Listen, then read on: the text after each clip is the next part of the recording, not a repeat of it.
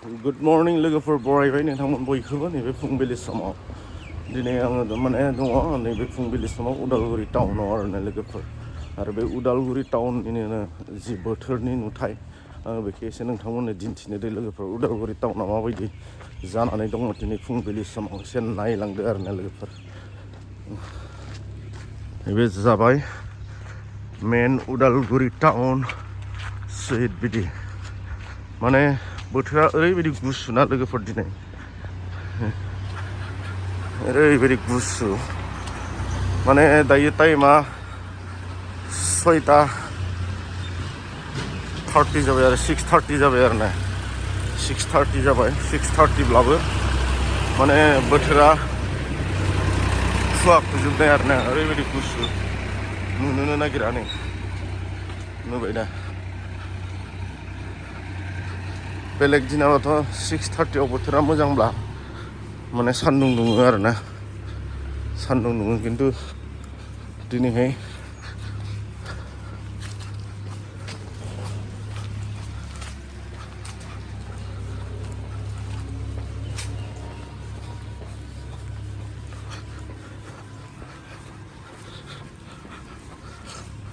ओरैबायदि गुसुखाना मेन सुइट बिदि मेन टाउननि नुथाय आरो बियो नैथिं थाबाय नै सुइट बिदि बेनिफ्राय आं आरो बिथिं दावखोबाय थादों आरो दायो एसे नायलांबाय था लोगोफोर उदालगुरि टाउननि जि नुथायखौ फुंबिलिनि नुथाय 2026नि 6 जानुवारिनि नुथाय आरो फुंनि सम टाइमा जाहैबाय 6:30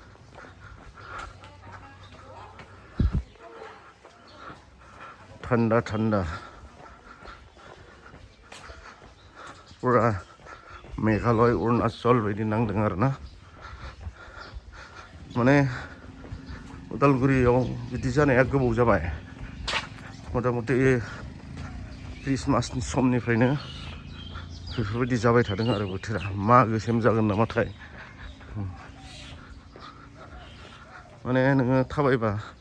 जेकेटफोराव थारमाने सिजोबलायो आरो ना बाहेरायाव दसेल' गसंना थानांगौ सिजोबखायो जेकेटफोरा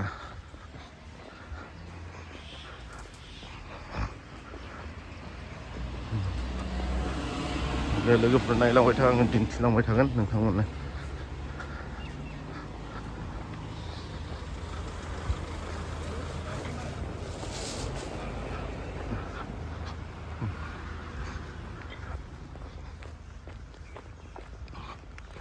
उदालगुरि टाउन डेभेलप जादोंसै आरो बहुद जाबाय डेभेलप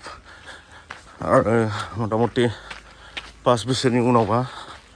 आन्दायफैनो हासिगौ नोंथांमोना उदालगुरिखौ सोरबाफोर जुदि बाहेरायाव थानाय दङब्ला 5 बोसोरसोनि उनाव फैयोब्ला आन्दायनो हागौ ओरैबायदि जौगाबाय टाउन हिसाबै जौगादों खिन्थु मानसि हिसाबै एसे जौगानो हायाखैबाबो जोंनि बर' हारिनि गेजेराव माने जोंनि बर'नि फ्राय भागानो लाइमोन सेंग्रा सिख्लाफोरा फरायनायखौ गोसो होला दखान फहर डेभेलप जादों लामा दालां डेभेलप जादों खिन्थु गुबुन फारसेथिं सोलोंथायाव थारमाने बहुद बेक जाबाय आरो उदालगुरि ओनसोलाबो गामिनि परिबेकआथ' मोजां नंला फरायनाय होननाय गैलिया मानसिफोरा नै बिदि अबस्था जानानै दङ 10 बोसोरनि उनाव मा जागोन खिन्थु बिमा बिफाफोरा दानिफ्राय सांग्रां नङाबा गथ'फोरखौ दानिफ्रायनो जोथोन लायाब्ला खिन्थु मोनसे समाव डेभेलप जाबाबो उदालगुरिफोर बायदियावनो जोंनि बर'आ गुबुनजोंसो सालायजानो हागौ लोगोफोर गुबुनफोरखौथ' जोङो बिदि फाल्थु नुवाखै गुबुन हारिसाफोरनि गथ'फोरखौ खिन्थु जेसेबांखिनि नुदों जोंनि बर'फोरखौ नुयो आरोना लोंनाय जानाय बिदिनो बाइक साखावनाय जोङो फ्राय नुनो मोनो जोंनि बर' गथ'फोरखौ खिन्थु गुबुन जाथिफोरखौ जोङो बिदि नुनो मोना मालाय बिथांमोना फरायनायफोराव गोसो होयो नैबे एसे समायना रमायना उदालगुरिखौ दैदेननो थाखाय जोंनियाव जुदि लिडार गैयाब्ला मोजां मानसि ओंखारबोआब्ला डेभेलप जाबालाय मा जानो जौगाबालाय मा जानो गुबुनजों सालाय जायोबा दैदेन जायोब्ला नैबेनो फारसेथिं आरो नै जोंहा उदालगुरिया एसटि सिट दा जुदि जोंनि एसटि सिटआबो जुदि दानजानो थाङोब्ला जेनेरेल खालामनानै होयोब्ला उदालगुरिया सेस जानो थांगोन आरो मेन बेंक सारियालि सक नै बर' बिमाफ्रा नैबेयाव खिथादों नै माने फारसेथिं जौगादों फारसेथिं जौगायाखै होनना बुंनांगोन आरो माने बर' हिन्जावफ्राबो थारमाने टाउनाव दासिमबो बिदिनो सोरनिबा दखानाव हाजिरा खामला मावना जानो गोनां जायो सोरबा फिथा दखान फिसा फिसा होना जानो गोनां जायो बेनो दानि गभर्नमेन्टफोरा बिसोरखौ नोजोर होदोंना होआखैथाय गभर्नमेन्टफोरा बेफोरखौ नोजोर होनानै रां अनसुंथाइ होनांगौ रां अनसुंथाइ होयोब्ला बिथांमोनाबो दखानखौ फेदेरनानै बिजनेसखौ मोजां खालामनो हायो आरोना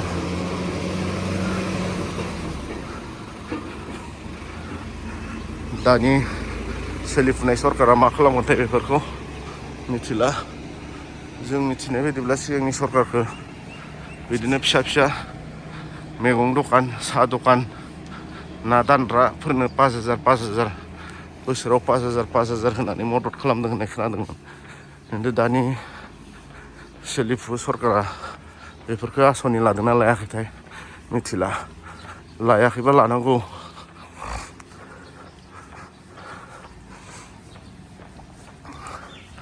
जुदि जोंनियाव दाबो गावनि खुंथाइ थानायावनो गोबां जोंनि बर' न'खरफोरानो बेफोरबायदि सरकारनि अनसुंथाइफोरखौ मोननो हायाखै दे आरो अब्ला जुदि जोङो बै 6 जनगोष्ठीया एसटि मोनोब्ला अब्ला जोंनि बे थाखानाय एसटि आरो बर' माहारिफ्रा मा मोनगोन बे एसे साननो गोनां जानानै थाबाय दिनैथ' 6 जनगोष्ठीया एसटिनि डिमान्ड खालामगासिनो खोनानो मोननाय बायदिब्ला बिथांमोना 7 तारिखआव सावरायगोन 7 तारिखआव सावरायनानै जुदि बियो सरकारजों गनाय जायाब्ला आरो बिथांमोना बिराद गिदिर बन्द खालामनो थांगासिनो 9 तारिखआव 9 जानुवारियाव साननो गोनां जाबाय लोगोफोर बहुदनो एसटि हिसाबै आरो मेनलि जोङो बर' माहारि हिसाबै बांसिन साननो गोनां जानानै दङ आरोना जोंनि उदालगुरियावथ' मैखोम बर' दङ होननानै मिथियो खिन्थु टाउन ओनसोलाव दासिमबो बर' बहुद खम आरोना दखान फहरानो जा जियानो जा बिजनेस लाइनावथ' जोंनि बर'आ गैखाया माने गुबुन हारि गोजासो आरोना दखानिफ्रा 900आव मथा मथि 5%सोल'सो बर'फोर बिजनेसमेन दङ बहुद खमासो बिजनेसाव दङ जोंनि बर'फ्रा खिन्थु 95%आनो गुबुन जाथिफोरा बिजनेस खालामनानै जायो आरोना उदालगुरियाव अब्ला मा बुङो जोंनिया मेन खोथाया जाहैबाय बिजनेस खालामनो हायैनि गुबै जाहोनाबो जाहैबाय जोंनिया बर'फ्रा गावजों गाव सापर्ट खालामलाया नैबेनि थाखायबो जोङो बिजनेसाव जौगानो हायाखै सापर्टआ ओरैबायदि थाखा फैसाजों नङा माने गावनि हारिया दखान होयोब्ला गावनि हारिनियावनो जोङो बायनांगोन नैबिदि आरो अब्ला बेनो सापर्ट खालामनाय जागोन बेबो मोनसे आरो फारसेथिं आरो जोंनि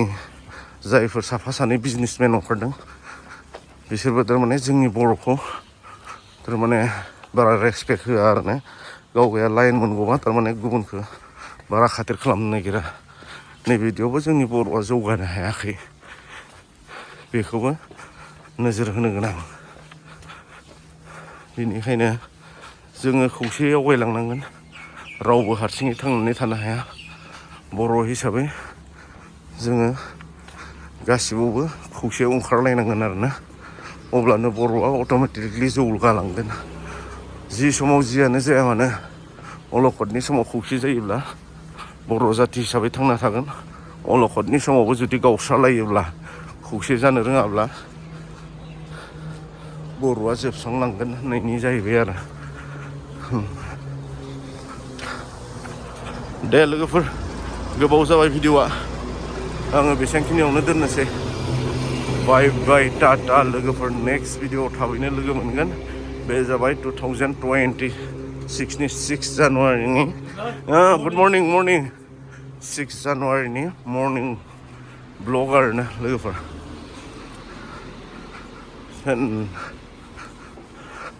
सापर्ट खालामना होदो लोगोफोर नोंथांमोना नै बिथिं नै जिम मास्टारफोर दङ जिम बुग्रा दे अब्ला लोगोफोर बाय बाय टाटा